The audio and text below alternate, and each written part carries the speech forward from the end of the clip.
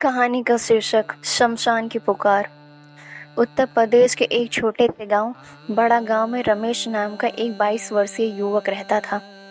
वह पढ़ा लिखा, समझदार और विज्ञान में विश्वास रखने वाला था। वह अक्सर गांव के लोगों की भूत प्रेत वाली बातों को हंसी में टाल देता और कहता, भूत भूत कुछ नहीं होते, ये सब दिमाग की उपज है। गांव के लोग उसे समझाते, बेटा अंधेरे में अकेले मत जाया कर, खासकर शमशान की ओर नहीं, वहां रात को आवाजें आती हैं। लेकिन रमेश इन बातों पर कभी यकीन नहीं करता। एक दिन रमेश अपने दोस्तों के साथ चौपाल में बैठा हुआ था। चर्चा फिर से भूत प्रेत की शुरू हुई। गांव का एक बुजुर्ग हरिराम चाचा बोले, बेटा अगर इतना है विश्वास है कि भूत नहीं होते तो आज रात 12 बजे शमशान जाके दिखा। रमेश हंसते हुए बोला, ठीक है चाचा, मैं जाऊंगा शमशान और सुबह आकर बताऊंगा कि वहाँ कुछ भी नहीं होता। गांव के सब लोग चकित रह गए। कुछ लोगों को लगा ये उसकी हिम्मत है, कुछ को लगा ये उसकी नासमझी। रात हुई, चांद बादलों के पीछे छुपा हुआ था। चारों ओर अंधकार और सन्नाटा फैला हुआ था। गांव की गली में कुत्ते भी डर के मारे चुप थे। रमेश ने हाथ में टॉर्च ली और शमशान की ओर चल पड़ा। शमशान गांव के बाहर पुराने पीपल के पेड़ के पास था। वहां पर कुछ टूटी हुई चिताएं थी, राख पड़ी थी और एक पुराना चबूतरा था जहां पंडित अंतिम संस्कार करता था। रमेश जैसे ही शमशान पहुंचा, हवा का रुख तेज हो गया। पेड़ की टहनियां अजीब सी आवाजें करने लगी। उसने इधर उधर देखा, कुछ नहीं था। वह चबूतरे पर बैठ गया और बोला, कहाँ है भूत, आ जाओ सामने। अचानक उसकी टॉर्च बुझ गई। चारों ओर घना अंधेरा हो गया।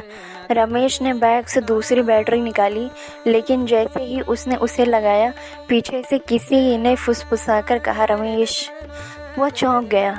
पलटा, पीछे कोई नहीं था। शायद मेरा वहम है, उसे लगा।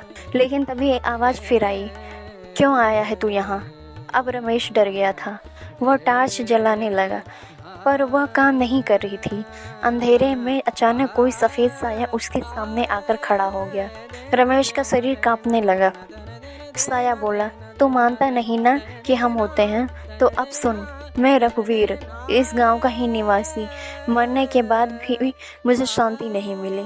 मेरी लाश को बिना पूरे विधि विधान से जला दिया गया था, इसलिए मेरी आत्मा इस संसार में भटक रही है। रमेश ने डरते हुए पूछा, तुम मुझसे क्या चाहते हो? भूत बोला, मेरे घर वालों से कहना कि मेरी अस्थियां गंगा में विसर्जित करें और मेरे लिए एक तर्पण का आयोजन करें, तभी मुझे शांति मिलेगी। रमेश ने कांपती आवाज में वादा किया, ठीक है, मैं करूँगा। अगले ही क्षण वह साया गायब हो गया। टॉर्च अपने आप जल उठी। रमेश ने वहां से भागने में ही भलाई समझी।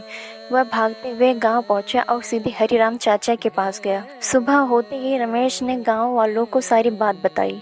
सब लोग चौंक गए, क्योंकि रघुवीर नाम के एक व्यक्ति की मृत्यु कुछ साल पहले हो चुकी। उसकी मौत के बाद घर वालों ने जल्दबाजी में उसका अंतिम संस्कार किया था और गंगा स्नान भी नहीं करवाया था।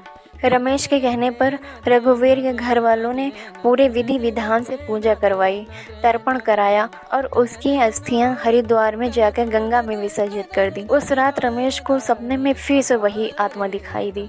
वह शांत थी और बोली, धन्यवाद रमेश, अब मैं मुक्त हूँ।